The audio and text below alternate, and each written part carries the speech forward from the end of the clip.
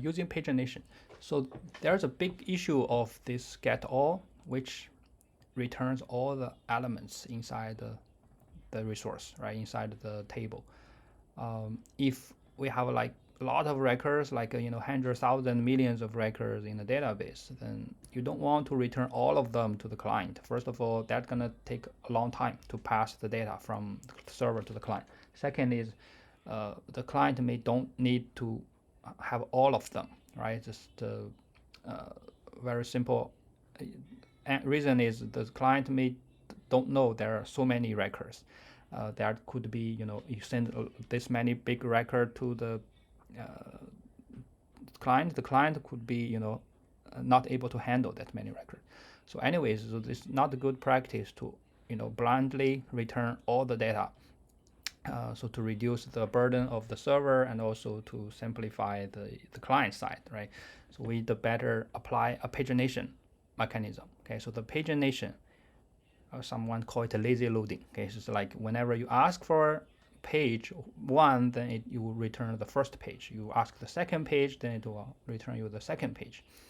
So there's more request and response interaction between the client and servers, but the data transferred are much less. Okay, and also the server can just get whatever the clients are asking for instead of just to read the whole table out, okay, to the memory. So how to implement the pagination? We're going to use the same API again. So let's just copy it. Okay. So usually we can combine those together, but for the training purpose, I'm going to just add a /page, okay, as a differentiator. So just to keep this in mind. So we can for get all. Usually we don't get all the record. Okay, just for the training purpose because we write this previously, so I don't want to delete it in this session. Okay, so the same thing. Now we still return a list of data, and here we can just call it get all by page. Okay, for instance, and in order to get the page information, we need to know which page the user is looking for, right? So we need an integer of page number.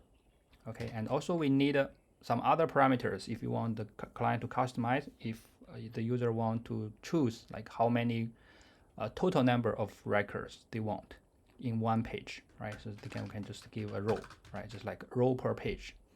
Okay, I can just call it row per page, for example. Okay, so this is the two most important attribute, and also of course you can give other attribute or criteria for the search, like how we're gonna sort this element, right? You can sort it by ID, sort it by name, right? So I want to get the first page which sorted by the name, right? So like ascending order. We return apple, we return all the A letters. Okay, that's also another way, but it really depends on the design. So for now, at the time being, we're gonna just use those two, okay, page and row per page. So our service now also need to change. Okay, so we can just change it to get all by page. Okay, so, and then here we can just pass the page and then the row per page elements to it. We're gonna just use the default sorting. Okay, and here everything good. Then we change our service. Okay, so the service almost identical, and just go there and then implement, okay, the method.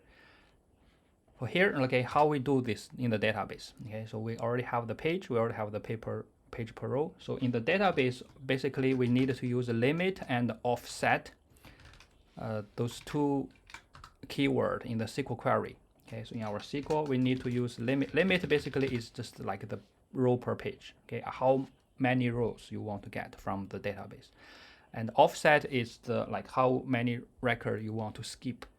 Okay, so combine them together, we can simulate a page with a maximum row of records. Okay, so we don't have to manually do this SQL.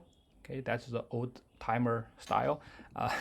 And for now, actually, with the help of Spring Data JPA, if we look at the ingredient repository, it will have a find all method, which is overloaded here. You can see here find all. You have actually a lot of different overridden method. Okay, so for this one we can use the pageable. Okay, so pageable, and it will return a page. And also we have other, like using examples. Okay, we're gonna not go deep into how it works, each of them, but for this one we're gonna use this pageable. Okay, so we're gonna use a pageable parameter passed to this find all. Then this Sprint Data JPA will automatically use this for us to get the record. Okay, so pageable is an interface. We cannot get too much out of it. Okay, so it's just interface, but the implementation is called a page request. Okay, so this is the class, and then here you can see we have an auth method, which is a builder method of a page and a size. Okay, page is gonna be our page, size is gonna be our row per page. Okay, so and also it has a lot of if you want to add a sort, you can also add a sort. Okay, so then this is a very easy, simple API for us to implement. Okay, so after we find all of them, then it will get a stream too. Okay, so it will return a page. Okay, so then this page is a slice, and the slice is a streamable. Okay, so it's all provided by the by the Spring framework. So if we want to use it like the normal stream, okay, so we can also do this and stream, and after that everything will be the same like this. Okay, like this one. So we can just copy paste here, okay, and then return it. Okay, for now I will just remove these two lines, okay, to make it easier. Okay, so here you can see with the help of Sprint Data JPA, even the pagination is very easy to implement. Okay, and now let's try it. Restart, and this is the postman. Okay, so let's /page, and what else? So this controller takes two parameters, right? One is page per row per page. So we need to use a query parameter. Okay, so question mark, and then page equal to first one, and page row per page equal to, let's see, 3. Okay, 3. And then now we send. Okay, you can see we got page number 1 and the row per page is 3. We need 3 records, 1, 2, 3 records, but it's not start from the beginning because this weird part of the Sprint Data JPA. It treats the page number start from 0. So if you want to get the first page, it's a 0 page. Okay, so this is the first page. Okay, so then this is the next page. Okay, so then if we change this, the third page, okay, 10, 11, 12, and we've got 4, then this is nothing there. Okay, so because it's an empty page. Okay, let's see if I want to get the second page, and each page will have 8 rows, and then because each page will have 10 rows, right? So then the second page will have only 1, 2, 3, 4 rows there. Okay, so this is the simple pagination implementation. And if you want to customize, go one step further. So this return type, okay, is very plain, means that it only has the data. It doesn't tell the client, okay, which page it is, how many total pages are there, okay, things like that, like how many total elements. But if you look at the here, okay, so this page function, okay, so it has this like total element, total row. Okay, so this kind of method are also there for us to simplify the how to say that, like the API, okay, call. So if you want to do that, then change this return type to like include a total row. Okay, we can have for example here we can have a page response. Okay, and then here we're gonna have like a private int total, okay, row, and the private int total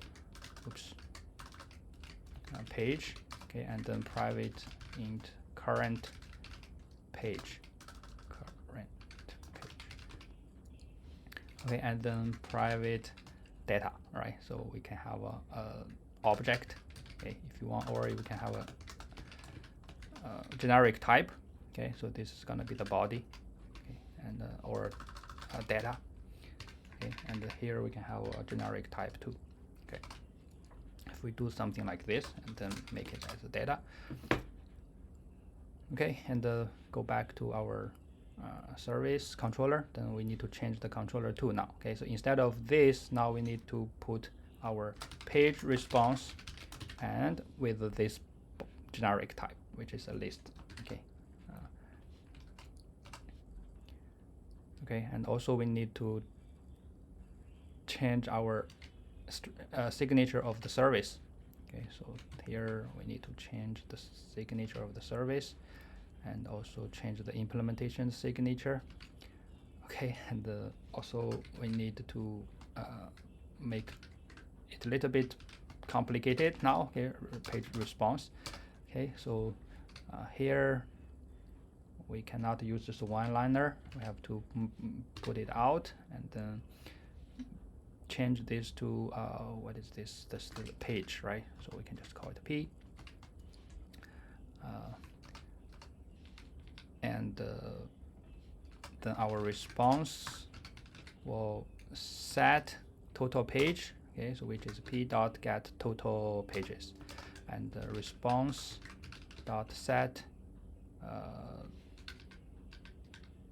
total row. Okay, p.get total elements. Okay, and the type is not matching. This is a long. Okay, so for the time being, I'll just cast it. Okay, response dot set current page. Okay, so current page is this page. Okay, and then response dot set data, which is gonna be this, right? So this whole thing. I'm gonna just copy this to here and delete this return and then make P. Okay, and then return response. There's some error. Let's look at it. What's going on?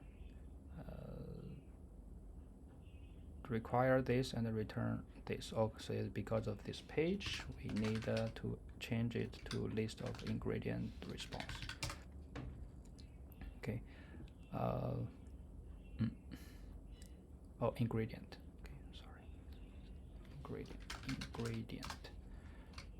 Okay, and then here p.stream map ingredient response. Wait. It's a list of page list of ingredient, and here set data p is a page, so we need to get p dot stream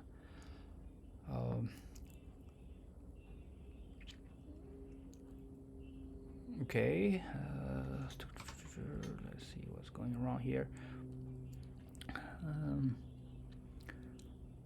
P is our page, so and then stream and the map, okay, and then to list. Okay, this be correct. Let's see, the data is a list of t. Okay, so here is the wrong part. Here's the wrong part. The return type. Okay, sorry, I did this by mistake. Okay, we just change this to list. Controller 2. Okay, so change this to here. This one we don't need list. Okay, so this everything good now. Okay, and then refresh.